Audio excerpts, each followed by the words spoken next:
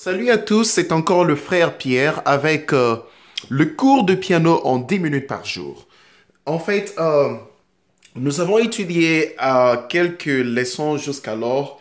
Je me rappelle la dernière fois, nous avons étudié les accords, comment obtenir les accords mineurs et majeurs. Avant de continuer, j'aimerais répondre à une question. Je sais que en tant qu'élève, je me pose aussi des mêmes questions. Je me disais, mais en fait, je pensais que apprendre à jouer le piano, c'est apprendre à jouer une chanson, par exemple.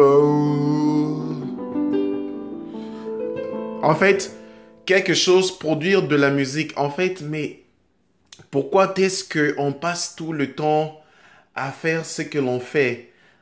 Comme apprendre les accords et les gammes, ainsi de suite. En fait, pourquoi est-ce qu'on fait, on ne fait que cela au lieu d'apprendre le piano que nous voulons? En fait, je vais répondre comme ça. Vous savez, la musique, vraiment jouer une chanson, c'est comme faire la construction. Rappelez-vous, si vous avez déjà été dans un champ de construction ou bien vous avez déjà vu des gens construire ou bien vous-même vous avez construit, rappelez-vous que la toute première phase dans la construction, c'est le rassemblage des matériels et des matériaux. En fait, les matériels sont les outils qu'on utilise en fait pour accomplir cette tâche-là de construire, tandis que les matériaux sont, euh, c'est la matière même qui est utilisée pour euh, constituer ce que l'on veut. En fait, ici en musique, tout ce que nous apprenons jusqu'alors, je peux dire, ce sont les matériaux. On a besoin de ces choses. On a besoin des accords pour constituer ce que l'on veut. On a besoin des accords, on a besoin des gammes, on a besoin de tout ça. Mais il y a un temps qu'on va maintenant étudier les outils, les choses avec lesquelles on peut accomplir cette tâche-là.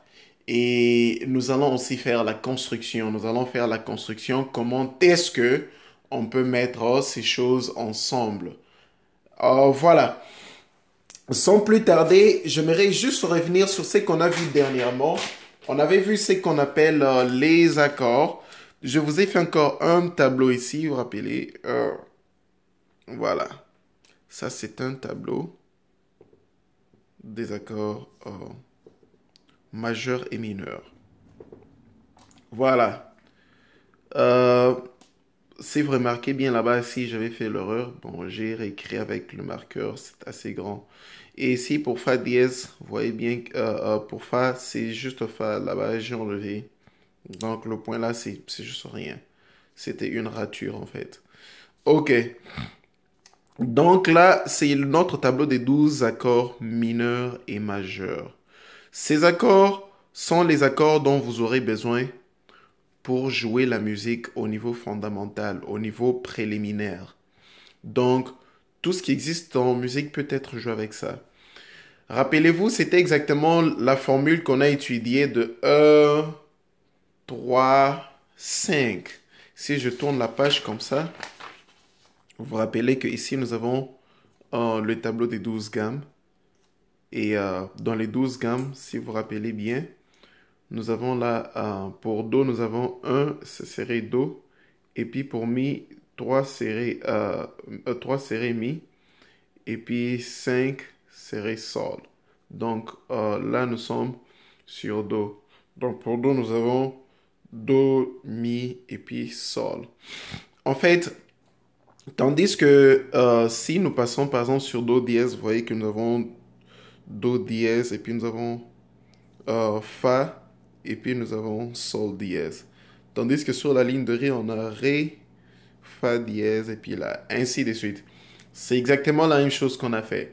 Tandis que pour s'il faut obtenir ce qu'on dit les mineurs, là, vous n'avez qu'à bémoliser. Donc quand vous bémolisez Mi, ça devient Mi bémol. Fa, quand vous le bémolisez, ça devient Mi. Rappelez-vous, on a sur le piano, nous sommes sur Fa, Fa est là, et son bémol c'est Ré Mi. Parce que on compte juste, on descend d'un demi-ton. Et vous savez que un demi-ton, c'est juste une note. Donc, vous comptez juste une note après la note courante. Voilà, c'est presque ça. Donc, nous avons là le tableau. Je vous ai juste fait ça pour vous aider toujours de repères. Chaque fois que vous allez essayer de travailler sur la formule, essayez de comparer avec ceci pour vous rassurer que vous avez bien trouvé vos accords. Donc, c'est presque ça. Je vais essayer encore de zoomer. Que ce soit assez clair. Voilà. Mineur et majeur. Ou c'est un peu trop grand. Voilà. C'est presque ça. Maintenant, sans plus tarder, j'aimerais qu'on fasse quelque chose avec les accords. Nous allons étudier ce qu'on appelle le renversement. Ici, je ne veux pas écrire des théories. Je vais juste vous montrer ce que veut dire un inversement. Donc, j'ai l'accord de Do qui est là. Do, Mi, Sol. Do, Mi, Sol. OK? Le renversement de Do serait, je prends la première note. Au lieu de la jouer ici, je vais prendre la même note. Cette note de Do à l'octave proche. Donc, l'octave prochain, je sais que l'autre Do serait là. Au lieu de jouer ça, je joue ça. Et c'est ça, c'est qu'on appelle le renversement. Donc ici, j'ai joué le renversement de Do. Il y a des gens qui vont vous parler des inversions. C'est une inversion aussi. Et aussi, je peux aussi prendre cette dernière note, amener ça à l'autre. Oh, je pense que vous n'arrivez même pas à voir. Donc, je vais descendre ici. Donc, G, Do. Donc, première inversion. Ça va s'appeler première inversion. Parce que là-bas, c'est à l'état fondamental. L'état fondamental, nous avons Do. Do avec Mi et Sol. Donc, chaque accord, s'il commence par la note qui a son nom, donc comme c'est un accord de Do, si ça commence par Do, ça serait donc à l'état fondamental. Et si je passe là, ça serait première inversion. Première inversion, j'ai Do, Sol, Mi, Sol, Do. Donc vous voyez, Do est toujours là. Donc c'est que je prends seulement ce Do, je l'amène là-bas. Et la même chose, je peux prendre aussi le Mi, je l'amène à l'octave. Donc je prends ce Mi, Mi est ici, j'amène là et j'aurai. Et je peux prendre aussi le Sol, j'amène aussi encore à l'octave et puis je rentre à l'état fondamental. Donc vous voyez,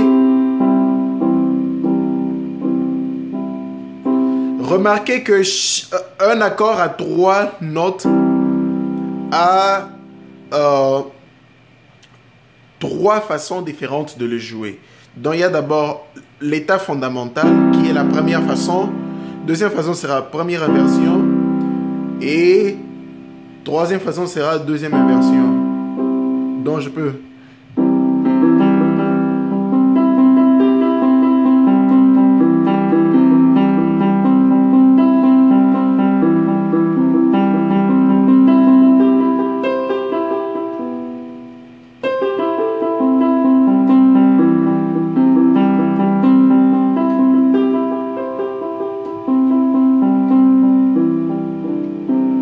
Voilà, c'est exactement ça, c'est qu'on appelle formule d'inversion. Je vais vous laisser le temps, essayer de le trouver sur toutes les 12 tonalités. Oui, c'est ça, vous savez très bien que je vous demanderai de faire la même chose sur les 12 tonalités, n'est-ce pas? Oui, en fait, oui, faites-le, en fait, c'est pour votre bien, je veux le faire.